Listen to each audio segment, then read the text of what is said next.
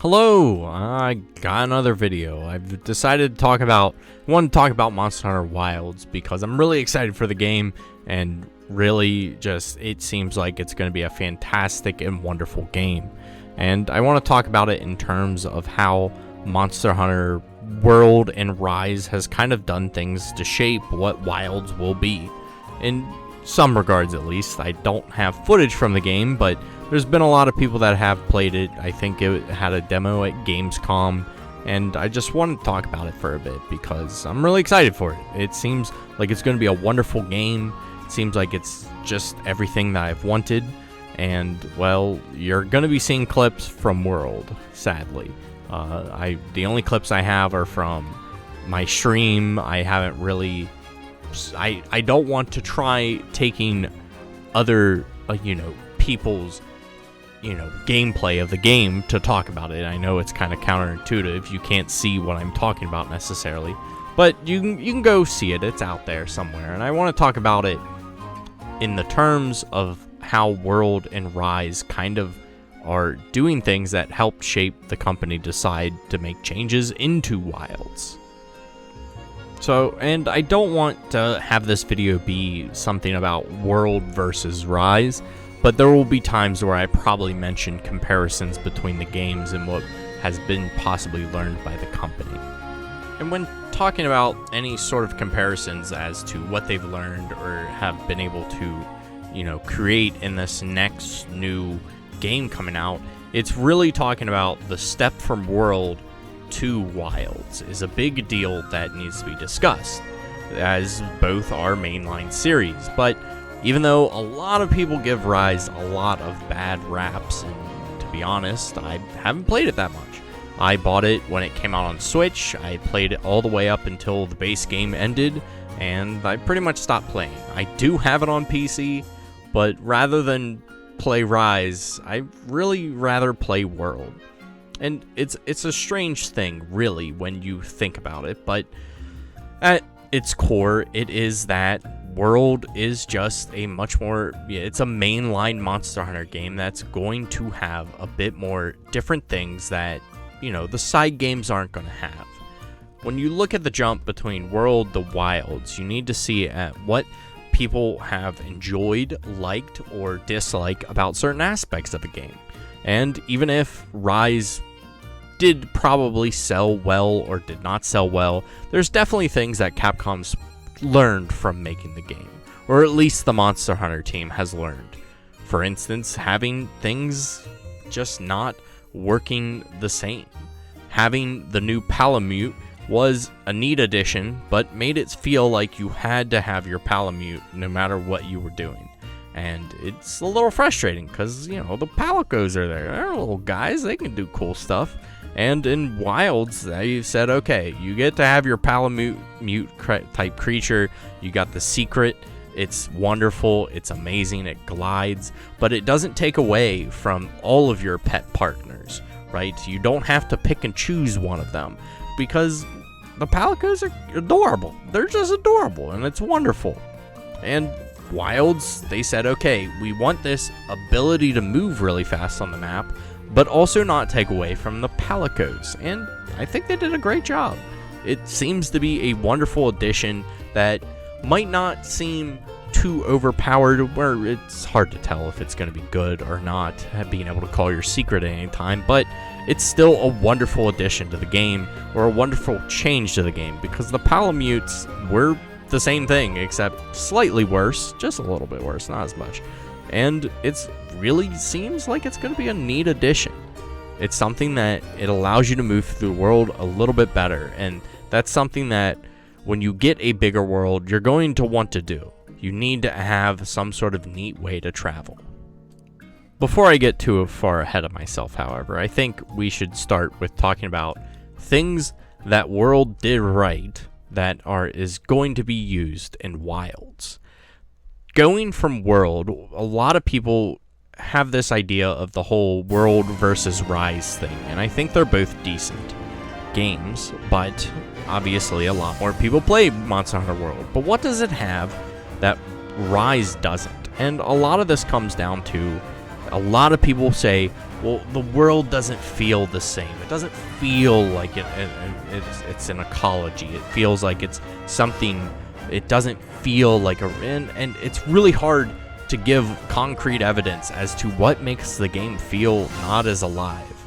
And I feel in gameplay standards and also just life sometimes, you need to take breaks from things. You might have something you like to do a lot, but if you did it all the time, you might not enjoy it as much.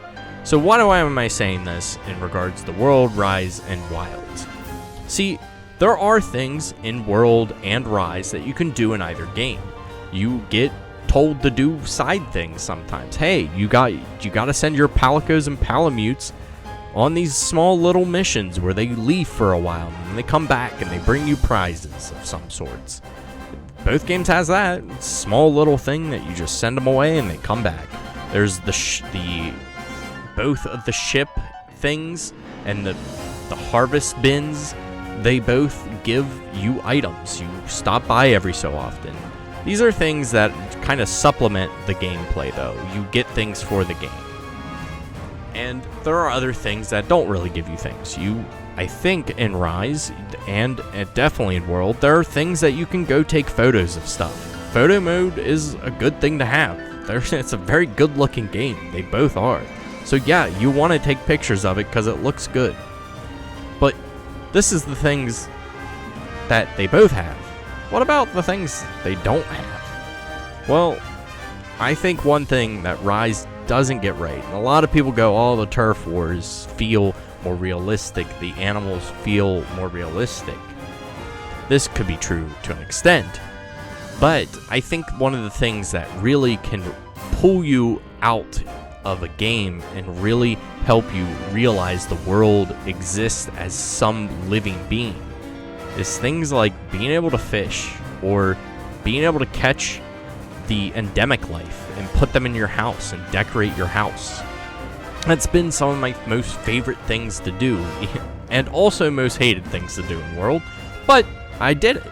I've captured most rare endemic life. I have all the moles, I have all the rare ones for the achievements. I've platinumed the game, or well, 100% all the achievements, I should say.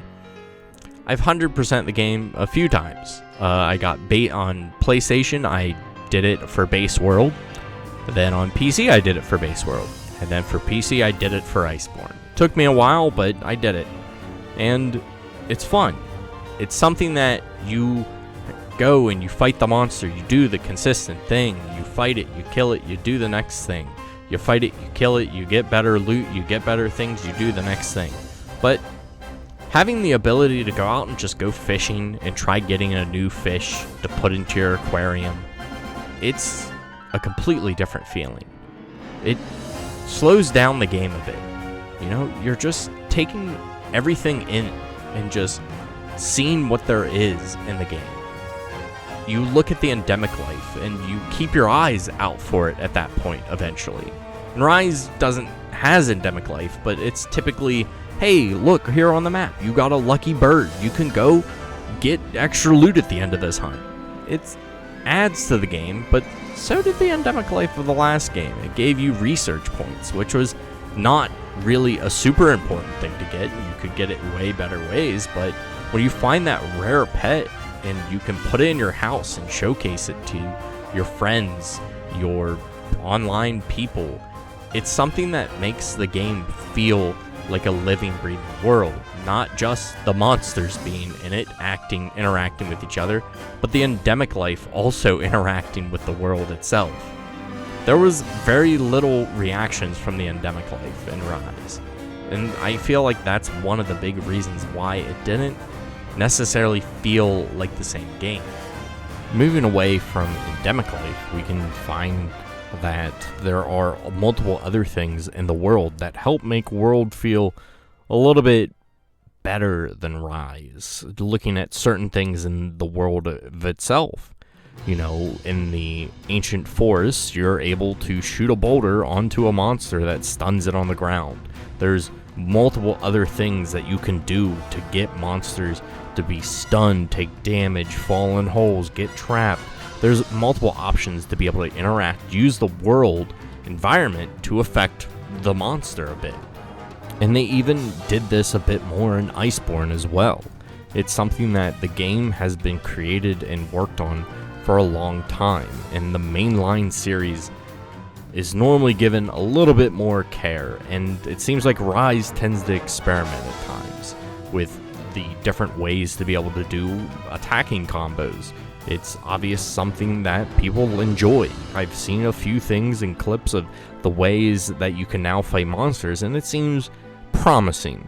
There's definitely some potential problems in the future, but it's with every single game thing that is slightly multiplayer online, it's going to have issues being able to kind of not have some sort of meta. So what's the largest thing that Wilds has learned since World?